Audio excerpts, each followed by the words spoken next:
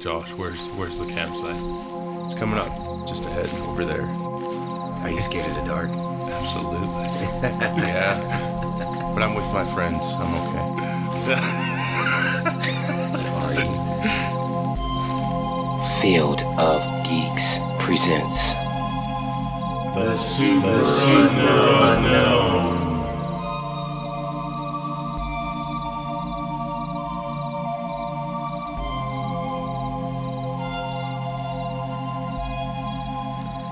I'm Josh. I'm Juan. I'm Steph. I'm Chris Hughes, the founder of SCI-PIT, South Central Ohio Paranormal Investigative Team, and our website is www.scipit.com. I'm Patrick. I am co-founder of SCI-PIT. I am Colin. I am lead investigator for SCI-PIT. And I'm Matthew Bennett, founder of Dpart. We also have a podcast, Introspection on Skydor Network on Facebook. We have a whole bunch of different shows on there. We've got people from the Netherlands on there. We've got a whole wide range of stuff on the network. It's all positive, uplifting stuff. Come on over and check that out too. Ray Hughes, that's Chris's wife, okay. And then Carrie, which is his daughter and his wife. My wife. Did you guys go to the Van visitor site? Yes. How was that? Because they did a podcast on Our very first episode we talked about it. It wasn't super in depth, I don't think necessarily, but I'm just wondering what you guys. Well, Matt is on the board at the Visitor Center Festival. Okay. He's part of the board downstairs. Okay. It's interesting stories and everything. I've known Chad wrote the book and stuff about it, and they've done the documentary about it. It's been interesting to go out there, see where it all happened at, and when you walk into this one bank, a realtor's area now, it's like walking into the old bank because the bank vault is, nothing's changed inside. The outside's new, you walk in, it looks like this inside. Okay. And there's the vault. Wow.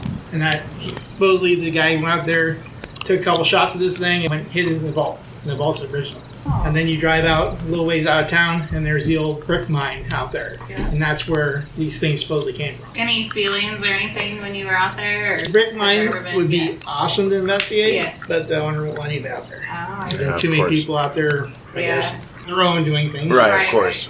So you can see it, but you can't actually visit. He has a gate down way out the end of the road, and he'll open it up for them to drive up there so you can see it. Okay. And then he shuts it in after the visitor center. Yes. It was the year they have a big Festival. yeah. Yep. The festival. Yeah. Okay. Has he said anything about website. like anything he hears or experiences being in that location Out there, on that territory? I'm saying the man that opens and closes the gate, the one that owns that property. I haven't really talked to him. I mean, He pretty much just keeps himself. yeah, he keeps himself. Interesting. Josh, you know I want everything. I want I know. all the creepy stuff. I know. I have to be like, no. We're like yin and yang when it comes to this. Like, him not so I'm much. super- Josh's gonna pee himself later. No, I'm not. I'm gonna go to the bathroom Jumping up before. and down. Yes. I'm gonna be somewhere in the Shoot middle. it. Hug it. Y'all really want to pee yourselves, go out to Wymore, Nebraska. We just went out there last Monday, and a week ago last Monday, and nonstop action from 15 minutes from when we got there till when we left. Like a house or where we at? It's actually an old, old main streets with the big, the buildings that have the businesses on the first, Yeah. the ground Yeah. floor with the apartments above it. Yep. That's exactly what it is. Oh. Wow. Al Capone's been through there. The Dillinger gang's been through there. Active community ties to the KKK. Oh, Jesus. It's a pretty rough town as far as Damn. yeah, and just nonstop activity out there. Wow. That's crazy. Shout out to Christy Williams who owns the building. And they were asking questions about Van Meter too. You know more about that than Yeah, because they did a little bit on one of their first episodes, right? About Yeah. it, and so What do y'all know about the visitor? Oh, not too much. It was just. online research. It was like our beginning, like our intro. Like we did some studying on it, but as for like You just know of the sightings. One of the earliest known recorded sightings of the Mothman here in the United States at 1903. okay, And it even happened before the Point Pleasant attack, and it happened for an entire week. Terrorized. I mean, it wasn't just your town drunks and the old small towns. They have their drunks and crazies. I don't mean to be mean or on PC, but looking at it from that perspective of time, it wasn't just them. It was bankers. It was the town drunks. Everybody was seeing this thing. By the time it terrorized them for the weekend, they literally got all their weapons together, chased this thing out of town. Right. to the coal mines, shooting at it the whole way. Bullets were not affecting it whatsoever. Then once they cornered out in the old mines, it took off and then returned with a second creature half of its size. Right. So that's another unique thing about our sighting here in Iowa, is that it's also one of the only sightings where two creatures have been spotted at the same location, same time. So wait, this has been spotted elsewhere. It wasn't just here. Well, there are different theories about that. Some people think that our encounter here in Iowa wasn't necessarily maybe a Mothman, but maybe because there are some people that say it kind of looked more dinosaur-esque. Yeah. Like the wings and yeah. Yep. But you know how firsthand, if you sit down and play a game of telephone, you're not going to get the same thing when you. Where's the Mothman supposedly sighted now, or is it not? Actually, it's happening interesting anymore? you asked that question. Just here in 2017, there were over 87 reports of the Mothman spotted in Chicago, of all places. So it's pretty much traveling if it's the same. In the city or? In the city, yes, in the urban city. That's insane. 87 reports in 2017. Look it up. It's on the internet. And we all know whatever's on the internet's true. Of course. But seriously, they did have a record number of reports of the Mothman, or something Mothman-esque in the city over. Is there still sightings in the other parts? Like, is it possible there's many, or is this maybe just my one? personal take on it, and this is just my personal views and theories, is I think it's an interdimensional being of some type. That would explain the omnipotence that it has, because we all know about the Point Pleasant attack and how, it seemed to predict stuff that was going to happen. How it can be multiple places at once, how it interacts, how it moves. It just kind of makes sense that the dimensional being theory kind of fits. Wow. So if that's the case, then if it's got access to different dimensions, then that means it's got access to time and space itself. And so that is omnipotence. Wow. Really. That's why when a lot of our spirit interactions that we have, we'll get, like, we had a case down in Southwest Iowa, one of our first house cases or private cases, and on EVP we have it answering our questions for us. It was we had to do what's called a binding there to bind the spirit. During the binding, you use the name of the entity that you're trying to bind. And as I was calling his name out, I heard back on our recorder my name and my voice. Wow. So, I mean, if you really stop and think about it, their spirit is everywhere all the time, and so they're not constricted by time and space like we are. They don't see time linear like we do. Wow. This moment is both past, present, future, and all in one. You think it's like the next stage after death? See, it's kind of funny that we're getting down this track, because we were just talking about this on the way over here about how, there's a quantum. There's a change happening on a quantum level in this universe, and that is going to be, again, these are just theories and thoughts and things that I go through on my mind in meditations. It's me and some other colleagues that I keep in a regular touch with on a regular basis think that the dimension is going to shift. We're going to get one or two more dimensions added to this one. So in essence, while the veil is actually thinning in some with this communication we're getting, and actually disappearing, because there's another veil about ready to be cast again, because once those dimensions are added, people that are enlightened and know and can and have open minds and can think outside the box, they're the ones that are going to be able to exist in that new reality. Wow. And people that aren't, they're just going to kind of get shut off by that veil, another barrier, so to speak, kind of like the one we have now between us and whatever we're communicating with on the other side when we do this. Wow. That's so fascinating. What's your origin tale, if you will? Like, how'd you all come to get into this type of profession, this field, if you will? You remind me of Ray Stantz, the way you talk. I like it. He was actually one of my heroes. Oh, sweet. Well, you're representing well. It's like I got Dan Aykroyd here with me. It's great. My whole thing was, there was a house in Monroe, Iowa that a friend owned, and we were over there for a Halloween party. And he wanted to stay the night. I knew it was haunted. He was been on Channel 13 News and everything. And we just couldn't do it because we had to go back to work next day. His son and I both left. He had a flat tire on the way home, and my car went in the ditch. Like, it hit a patch of ice, and there was no ice anywhere. Then he died a few years later, and his wife always said that he was there to watch over the house and play tricks on people. Like, a guy would come to work on a furnace, his tools would end up missing back out of his car when he left them down in the basement. Things like that. Wow. And he kind of died tragically because Jeep fell on him out in the garage when nobody's around. That got me into wondering because I knew him really closely. I never got to go back to that house to see if he's there, but that got me into the field. When I was a kid, I was in my room by myself, and I would look around this corner, and I would just hear this laughter, like a skull laughing. It happened for 3 or 4 days straight. Didn't stop. I was like, I'm a little kid. Well, it's just my imagination. Then I started seeing documentaries about ghost hunting and a presidential ghost hunting from Abraham Lincoln. He used to see stuff in the middle of the night, and all this time I was like, I'm losing my mind. Then all of a sudden me and him started working together, and we started talking about ghost hunting. And then eventually he was like, let's go to a cemetery to see what we could do. And then all of a sudden I got, in that cemetery, something was whispered to me, and Chris and his wife was way off on the other side of the cemetery. I was like, what the heck? Wow. And we started this team. I didn't really get too much into it until I met the founder's daughter. You know, we got married.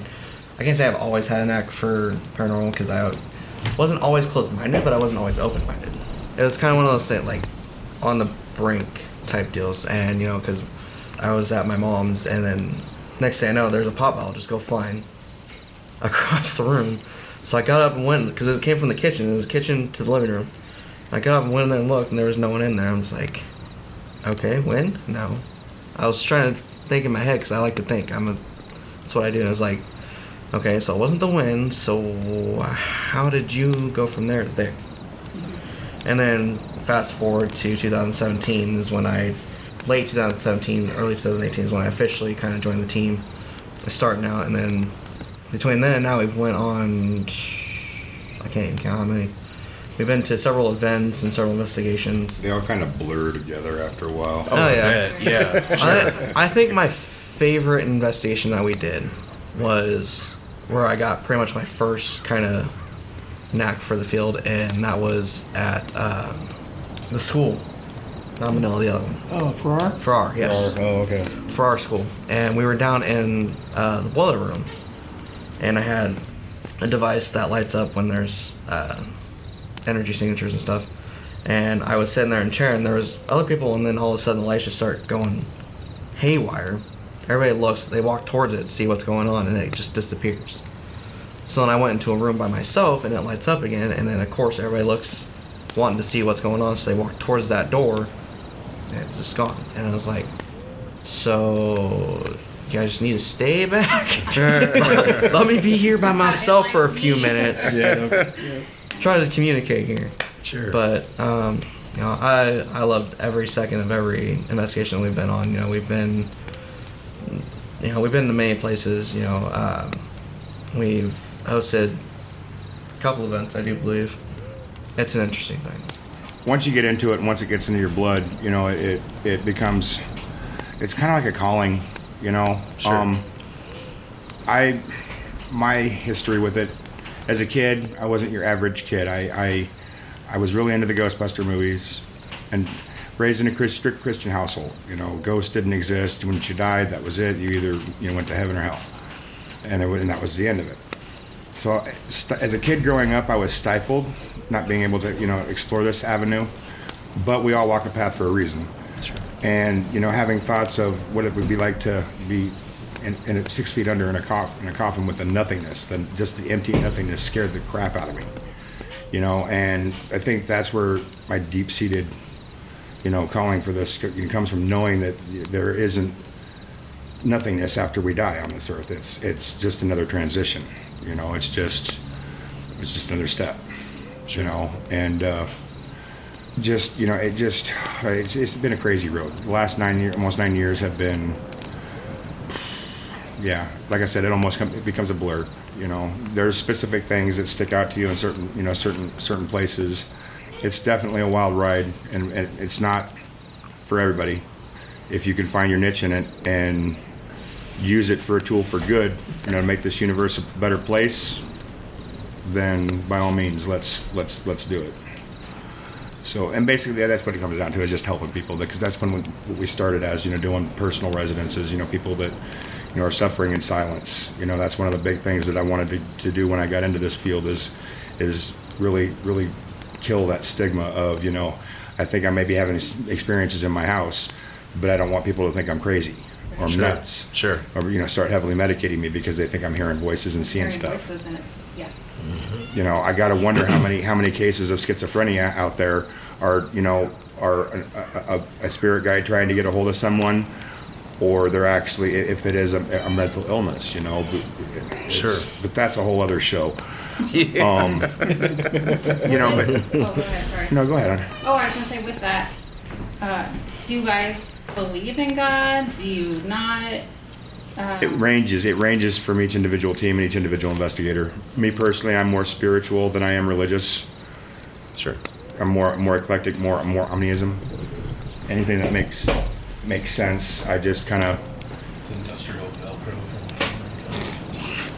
Well, no, so I was reading on one of the websites, I'm not sure which one, that there's been demonic activity you've been, and that somebody does like a blessing over Yeah. the place now. Yeah, Now, we so do. does that lead into more of a Christian faith, or is that just something that you have to do to keep you and your team safe? Oh, we do that both to keep our team safe, plus we work with other teams and other people. Some are pagans, some are witches, but all other faiths. And we all together, we're part of Dominion Ministries, which is a nationwide, like, religious groups, but they're different groups. So if we have something in Canada or somewhere, we can look up our team and say, hey, you got something in this town, can you take care of it? Bishop James Long is part of the team we have too, from he's been on Ghost Adventures from Kentucky area. We have shamans. We work with one out of Illinois. And if we have trouble with their religion, we always ask them what their religion is, or what their faith is. And we try to find that way of taking care of the problem that's there in their way, unless they were okay with the Christian religion. But we do blessings, we use sage, we use a little bit everything to bless a house. And you have to understand too that the chances of running into something truly demonic is slim to none. I mean, it's very rare. More oftentimes than not, it's going to be an interdimensional being, an IDB, or it's going to be something along those lines. Because even a human spirit, if you were a butthole in life, guess what? You're going to be a butthole in death too. Bingo. So it's just people get confused when they experience something negative, they automatically jump to the demon word, and it's a rarity. It does happen, but it's a rarity. Do you ever run into like entities, or we'll just say energies, that may be like just trapped, like they're just stuck? So you know what I'm saying? Like they're like, why are you in my house? You guys were there for that one. Boone comes to mind. Yeah. That's what. Yeah. So like basically you're in my house. Yeah. They're not understanding. Basically, like the Sixth Sense, like they don't know they're dead. They're not aware that they've. This one we've had situations like that where they're still in their death state and they don't know that they're dead, and Bruce Willis? they're confused. Yeah, kind of Bruce. Yep, Yeah. yep, exactly. We've also had entities that were trapped for whatever reason or another.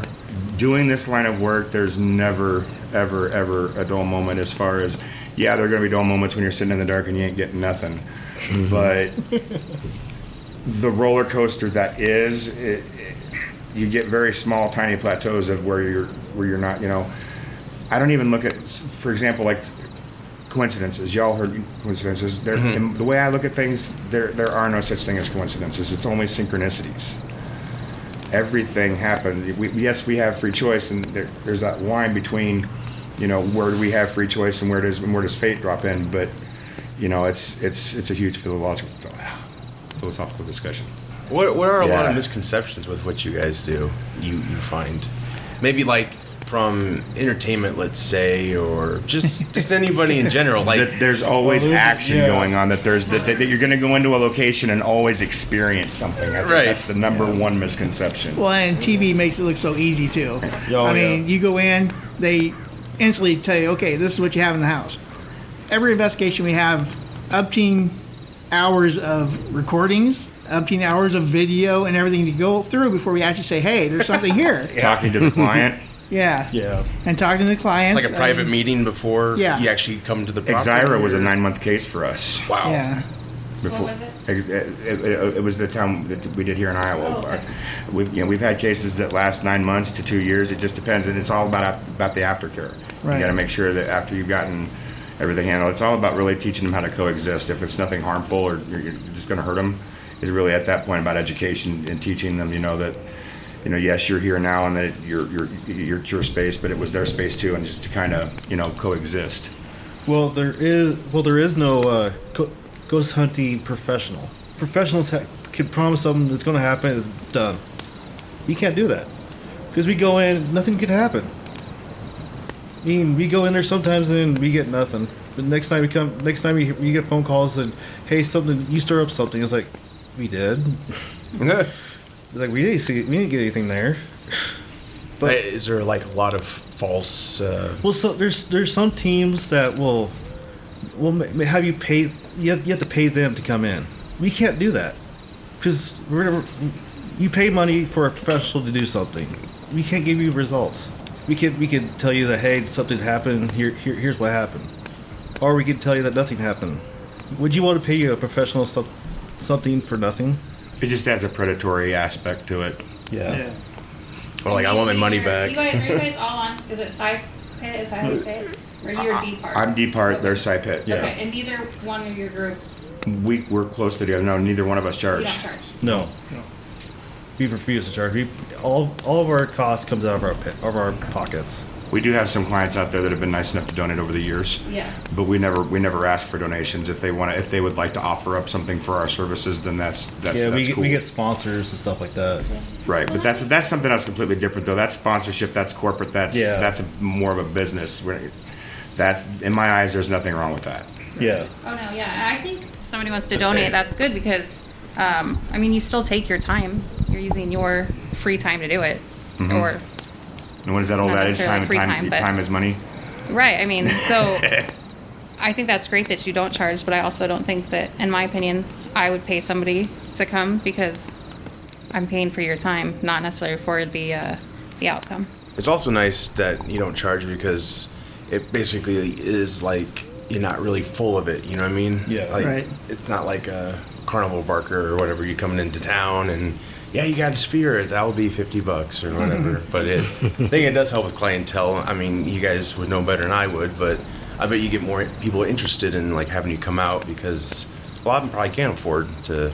Yeah. That's another misconception, or not necessarily a misconception, but something that people may not realize that want to maybe get into this is that we're just a little bit of everything. We're investigators. We're psychologists. You have to be able to read a client when you're talking to them to know if it's if there are drugs involved perhaps, or if they've got a history of anything. You have to look at everything, the whole scope.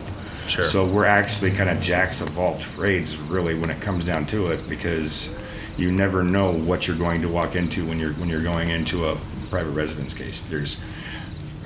We've pretty much run the gamut as far as from not so good locations and dangerous locations, and that we didn't realize that we were walking into at the time because they weren't completely upfront and honest with us. Right. So Is that why you go out of your way to like meet with them before Yes. and make sure like is this legit, all this stuff? I mean, I guess there's physical dangers, but what other dangers comes with what you guys do? one of the physical dangers, for example, one of our cases that we did, it turned out that the gentleman was a federal parolee that I found out from his neighbor. It was a duplex that we were doing that had AK-47s in his closet with sawed-off with filed-off serial my. numbers. There's only one thing you do with a weapon with some filed-off serial numbers, so it runs the gambit. I mean, when you really have to understand that when you're going out and doing these public places like Ashmore, Farrar, the Manila Schoolhouse, which we had the honor to operate for a year and a half in Manila, Iowa. It's no longer in operation now, but those type of things are different than when you're going into somebody's home and you're taking, in essence, responsibility for because when they're calling you, they have no one else literally to turn to because they don't feel like they can tell anybody else about it because they're going to be judged and all that fun stuff. So it really is two just separate beasts, you know. Sure. Going in and doing a public place like this as opposed to doing the private cases, there really is two sides to that coin. What should we expect from tonight? There's stuff everywhere here, and I don't know what the other floors are. But what are like your safety concerns, things like that, with this kind of building versus a home or just an empty space? We worked buildings that had been under construction. They had boards on the floor with nails sticking out of them and everything. We actually have to watch our surroundings and make sure everybody with us is staying safe, and we keep them like in a main area. Like this is such a big building with clutter everywhere, but you have your main floors that have the walkways. So we're trying to keep everybody in those walkway areas so then they're not falling over something, tripping over something, or hurting themselves. Okay. Is what it is. You just watch our surroundings and our surroundings at all times. What are the creepiest encounters you've had? Maybe they all merge together, but anything that sticks out? Someone's got an idea. I have too many ideas. Our number one we've been doing this for 10 years. Our first call was a guy that was having chest pains on Highway 92 in Iowa here. And his wife was a Methodist minister. She didn't know what to think of it, so she came to us. We went out with her to the road with him. We got out, he was looking at the area, just on the side of the road. He was feeling pains then, so he wanted down the road to come back and parked. He got out with us, and something pulled him over the guardrail. He had 3 big scratches on his back, and that was our first case out of the box. So that was one of our eviler cases we had. We got him to the Catholic priest. It was raining, so he blessed him in the rain, and he's been doing okay, but he was sensitive. He didn't know he was sensitive, so he was being attacked by the spirits around there. And the other one, we had keys for a place that was haunted, they said. And we had the keys for about a month or 2 months, and we were just there investigating, trying to find out. It got to know each of our weaknesses and used it against us. One of our friends from another team, he came in, he almost put his fist through the glass table. I had to make him leave the building, and then he was fine after that. What? And then when we asked about blessing the place, the owner didn't want to have it blessed. Really? Yep, he wanted to leave it as is. And right now, as far as I know, it's been sold and somebody lives there. Wow. They probably don't know anything They don't about know it. that, right. So is that like a case, do you think that the new owner maybe isn't experiencing anything then? Might not, or if it does, they will probably think they're crazy, because most people that call us, they think they're crazy, or people will think they're crazy if they say anything about something. Well, that's how I would feel. I'd be like, Yeah. I'm sure I'm just crazy, but Yeah, their claims before when we went in and saying it was haunted, that the lights would flicker or the lights would go on in the middle of the night and nobody was around. Just different claims like that. But we did find out that there was somebody that committed suicide in the building, and about 9 o'clock at night on our recorders and with our ears, we could hear the gunshot with a shotgun. what? I went and got the death record, and it matches the time that we hear the gunshot. So what would you say to somebody that, okay, so like our house, our lights flicker all the time. How do you know if it's just electrical or if there's, like sometimes we'll be like, it's just the ghost to our kids, you know? And then it'll flicker again. So we're like, how do you know? See, our EMF detectors we have, or electromagnetic fields, they can check for bad wiring and things like that too, so we can check Oh. that. You can get them, or electrician will probably bring them in too and Yep. check it. Okay. And they can tell you if your wires need to be updated, or maybe it could be a fuse box. This is a case we had just a couple weekends ago. The fuses were too low for the ampage of the house and the garage. So when they run something in the garage, the TV would go fuzzy and everything. Oh, okay. So, I'm sure that's all ours is. but the wiring Probably is just crazy. perfect inside the house because it's done within the last 3 years. But it's just Wow, just not enough low wiring. amp. Yeah, no ampage. I would have to say my personal, the one that stands out most in my mind is a case we worked for 2 years right here in town, actually, not more than 2 blocks away from my house, actually, right in my own backyard. Really? Literally almost right in my backyard. And yeah, that we had to work that sucker for 2 years. And over that time, we had to go back multiple times. One of the times we came back, and one of the EVPs we captured as I was walking in the door, it said, "Hello, Matt," right on the EVP. Actually, Alan could hear it with his own ears, and he's like, "I hope I captured that on audio." And sure as hell, he captured it on audio, greeting me as I walked in.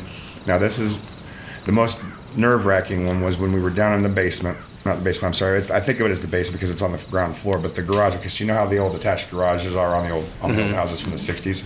That's kind of how this house is. Oh. And so we were down in the garage. Well, at the time, her mom had just passed, And her mom's dying words to her were, "Hun, I'm sorry, but I can't hold this thing back anymore," were her dying words. Oh, wow. And then we had to come back in a year later, well, about 6 months to a year later after her mom passed, because the activity just, it spiked up. You could tell her mom was doing something, whatever it was, to deal with whatever this was.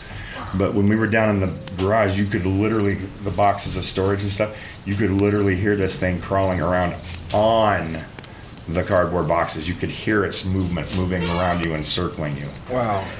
It's making the hairs on my arms stand up, just giving me goosebumps just as I'm Wow. describing it. Yeah, it's one of what we like to call a nail your foot to the floor moment, where you got to nail your feet to the floor so you're not Scooby-Dooing out of there. Right. So yeah, no, it's like I said, when stuff happens, there's never a dull moment. Wow, and you just have the courage to stay there, and You got to think of the people that you're there trying to help. that's good. Yeah. You know, it's. I've often thought of it, and I've never really vocalized this, but I've often thought of it as kind of military-esque. You know how the military goes out and puts their life on the line for.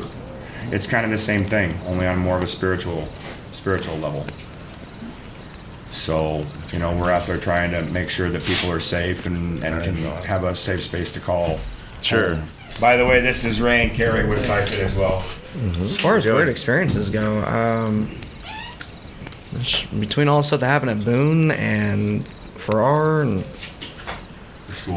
yeah, even Manila by that chance. I think most recent was our little trip to Buxton when we were all out there. Yeah. I was sitting on grass, just meditating, and all of a sudden I started getting words in my head. Later on, we were doing a session. What was it, EVP session? I think it was probably, knowing me, it was probably necrophonics. Yeah, on your app.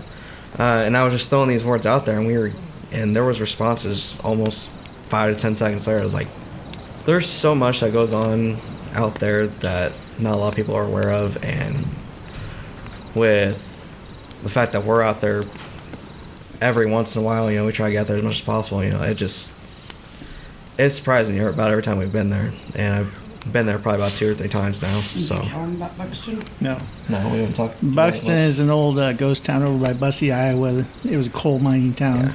And we go out there quite often. Been going out there for 9 years. It's a pretty nice place, but it's all outside. There's only a few buildings, that are or standing. one building standing, or 2 buildings standing. If you can call it standing. Yeah, barely standing over the years. And then a couple foundations.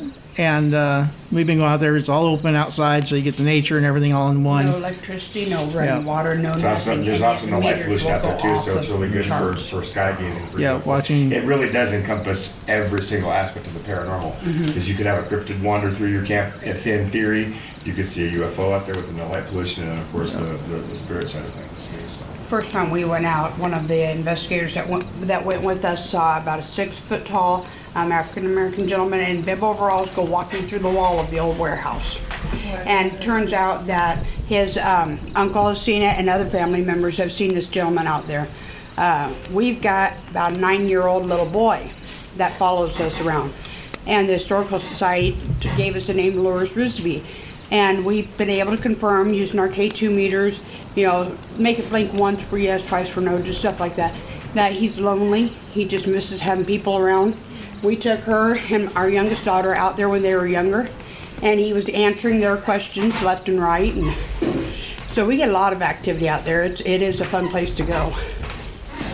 I have a quick question. So, do you find that, first thing is, do you guys mostly base yourself in like Iowa and the Midwest?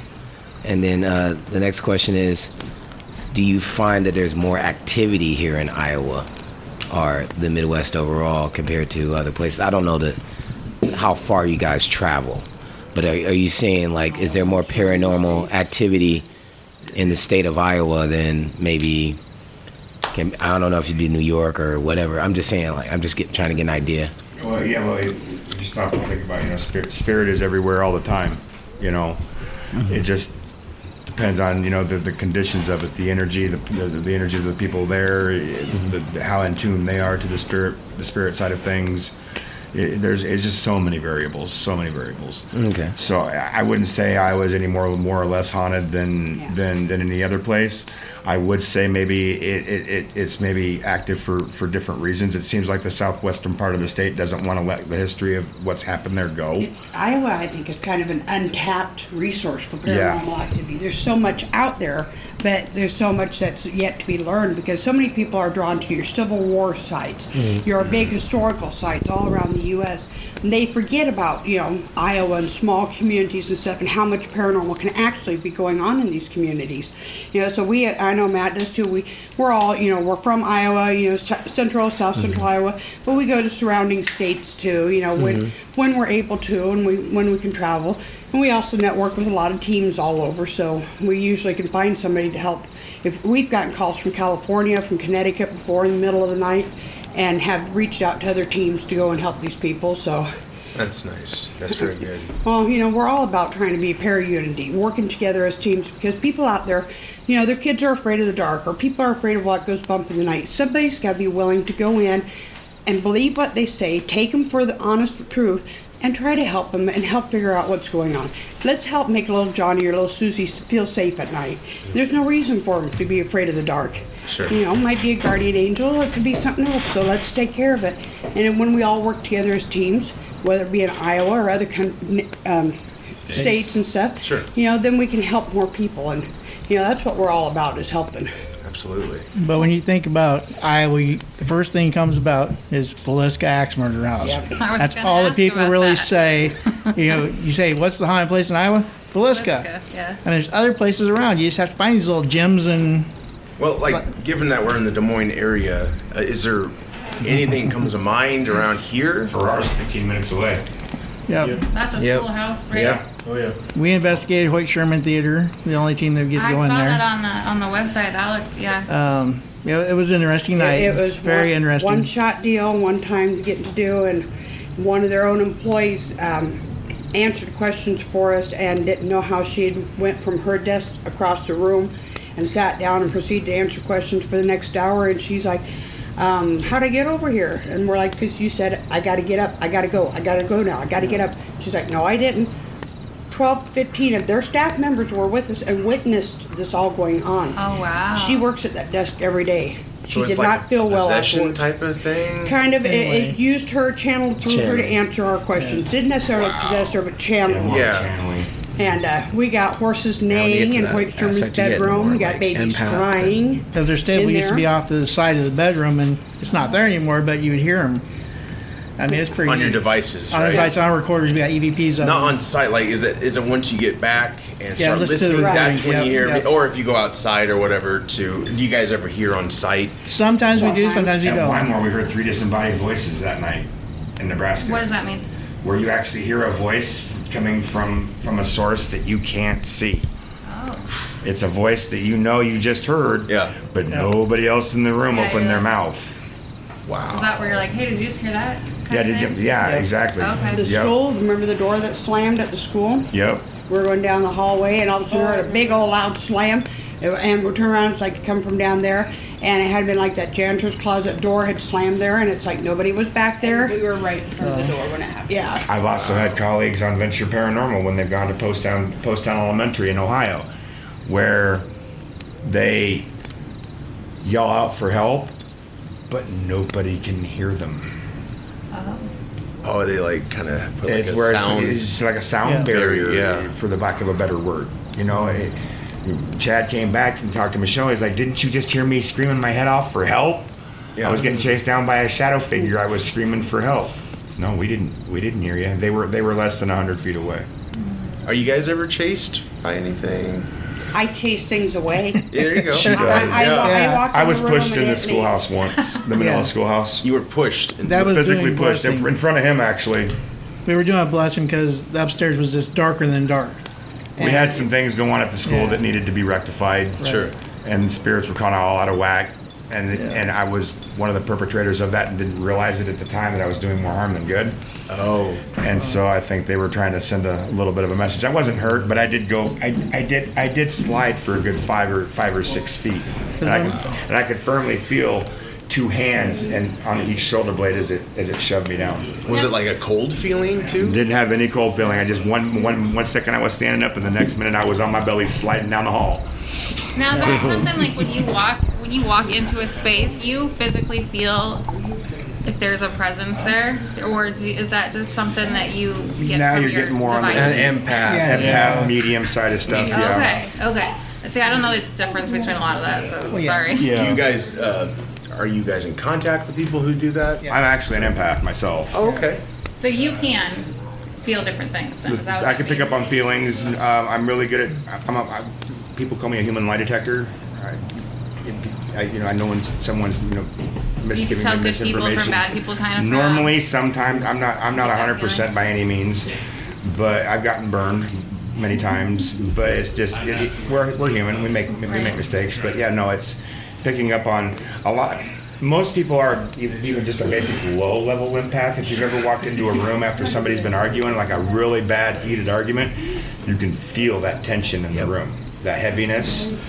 That's like it's almost something like evil causing people to argue, if you will. It's the or just the energy people give off. Yeah, we imprint energy. Right. We leave an imprinted energy on our environment. So you pick up on somebody's sadness. It's sad, or you walk into a room where they've argued. You pick up on that hostility, and you can just kind of feel it or cut it with a knife. That's what it's like to be an empath. Okay, so for those of us that don't know, is there a specific what's the definition of an empath, or I believe you said a medium? Medium is someone that can actually communicate with the other side, has that spirit communication of some way, shape, or form. Whether they see him, some can see him, some can hear him, some have the triple threat going on. It is every person's different. Okay, and then An empath is more so of feeling emotions and okay, being able to look at someone and be like, okay, you're a good person, and just naturally kind of know who you're dealing with, who you're looking at. Like he was saying, if you're in a room right after a fight, then you walk in and go, it feels tense in here. Well, that's being empath. Okay. Everybody has a little bit in them, even if it's not more extended. You still feel, okay, I know you're sad, let me hug you. And that's... You think these spirits that haunt things possibly are maybe a victim of that? As let's say they passed in the house or whatever, and it was very negative energy at the time. Do you think that has something to do with them sticking around? We have had investigations where, say, there was a rape, and the person that's there was a victim of that, and so it's a negative energy, but it's because they are stuck there because of what had happened and the trauma and what had happened. Kind of to go along with that, we had a investigation in Knoxville, Iowa, and there was a residual.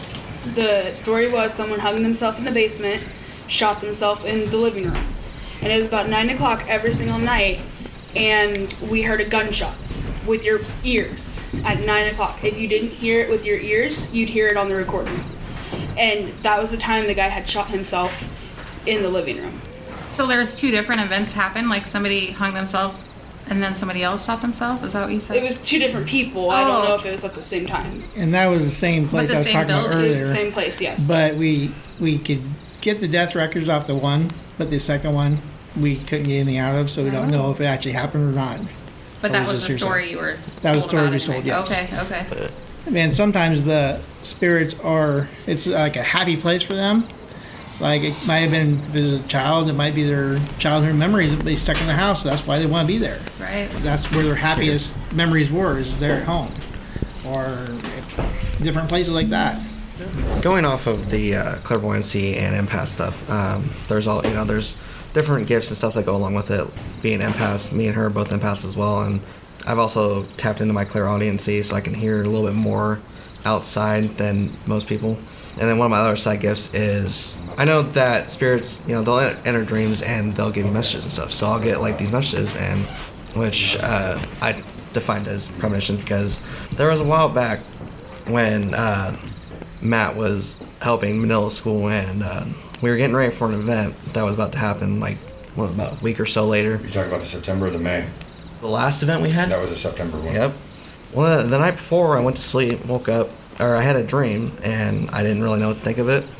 And I told, and it involved the school, and I told Matt, and, sure enough, we're at where we're at now because of what I seen in this dream. And it's like, okay, so that must have been a premonition. I seen this happening, and then sure enough, after the event, later on down the line, it happened.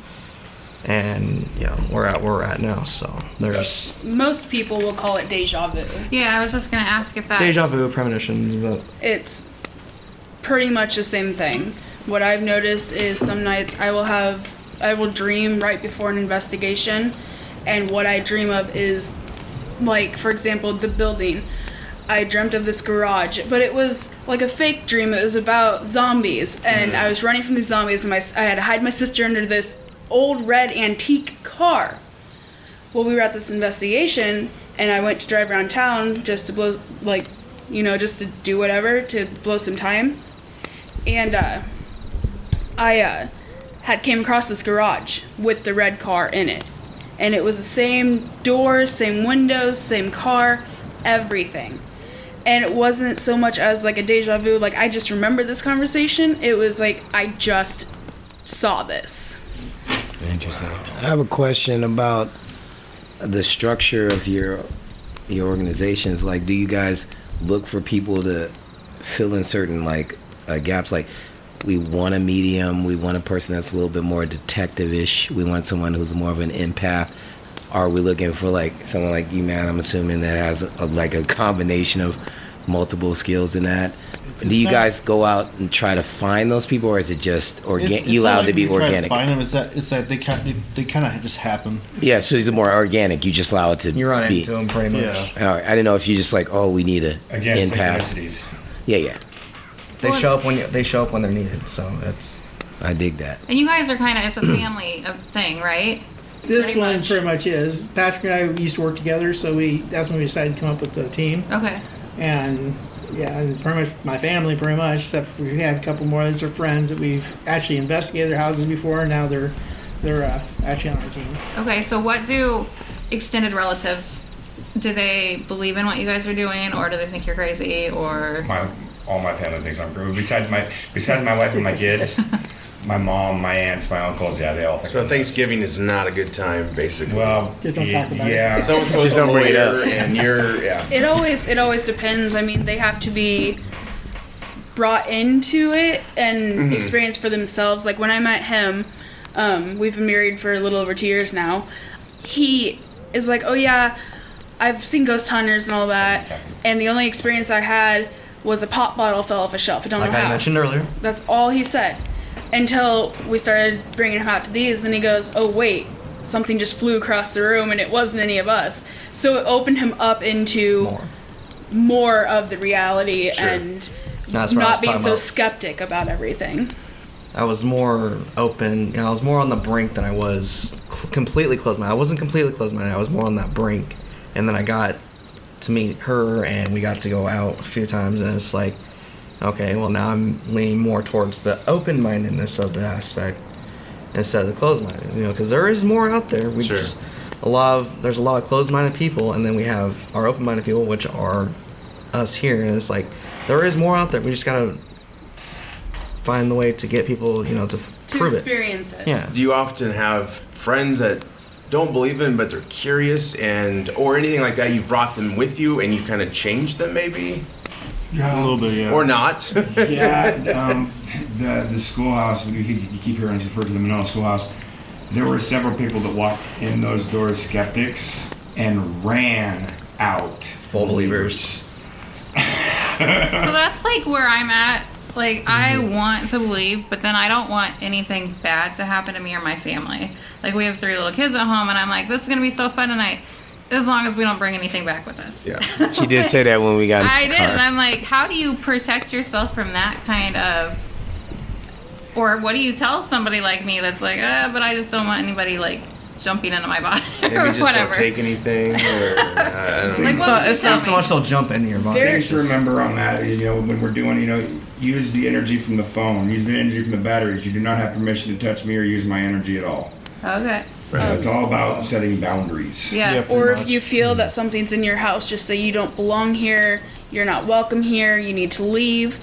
We always go to investigations blessed. We have blessed crosses and St. Michael's medallions. Honestly, you can walk into the bathroom at a truck stop and get an attachment. Okay. Walmart. Walmart. Really? I mean, Yeah. it The just amount of places you can depends. go If is you endless. if you meet someone, say we have a little boy spirit that follows us. They're always attached to us. Always follows us, no matter what building we go into. Well, they can like you and go, oh, I really like this woman, or you bring your kids in. Oh, I really like the kids, and so it'll go home with you. But most of the times when things like that happen, it won't harm you. Okay. We just had an investigation last weekend, and there was a lot of cat noises, and that was a complaint. And turns out that after this investigation, we actually had this cat come home with us because I will hear it. We have cats ourselves, but Right. I stay upstairs where cats don't go. Thing is another teammate that was at this investigation, she's having the same exact experiences that we are. So it's kind of like a residual, but yet it's as if they had came home with us. This was one I was not on. But it's not bad. I mean, you can know it's a cat. Okay, you're going to rattle stuff in my office. But if things start happening where you get scratched, things start flying at you. I mean, that's when you pray, you do whatever you believe in, Okay. and just tell them, it's your house, your rules. You don't belong that was here. going Get to bring out. me back to what we were talking about before. Are you religious? Because I'm like, you're saying pray and stuff. So it's basically whatever your beliefs are. Yes. Okay. That's interesting. We're religious, but I know there's a lot of stuff out there that's a mystery and can't Right, always right. be explained. So, we've had, it's funny, the church we go to, some pastors are like, they believe in ghosts and things, and And some some are like, frown they're- upon it. yes, Right, exactly. right. I have an uncle and a great aunt. They're pastor, and one's a big nun in the Catholic community. They don't want to know about it. Yeah. Right. So my I don't deny any of that stuff. Like, I think there's so much out there, so much mystery, I Yeah. always like to say that I don't believe in ghosts, but if they're around me, please don't hurt me. I want to, sort of, but It's kind of be careful what you wish for. yeah, like Yeah, I don't pretty want much. to welcome anything We're very harmful cautious. into my life. Yes. But When it comes to spirits and attachments, 9 times out of 10, if there's something there, like he was saying earlier, the off chance of it being demonic or evil is very slim. Most of them are just wanting to get your attention. It's like, hey, notice me. They're And they'll mess with your stuff. It's like, notice me. And that's kind Throw of stuff. a stigma that's attached with the industry is that when everybody throws the attachment word around, they automatically go to the negative side of things. It's got to be a negative attachment. No, it doesn't. I have attachments. They're my spirit guides. They follow me everywhere I go. That's the thing. They can be absolutely positive attachments. If you're sad, they can always be there to lift you up. And it's like, okay, I know you're here. Help me get through this day. It's a great day. Make it a great day. Sure. And The attachment can very well just be your grandmother. Guardian angel. Yeah. Of course. yeah. my grandmother. It's all a matter of perception, how people perceive things. I've Right. always told my kids that growing up. That's the one thing I've tried to pound into their heads. If you don't ever learn anything else I say, make sure you realize that perception is everything. Yes. If you come off a crappy person to a person, guess what?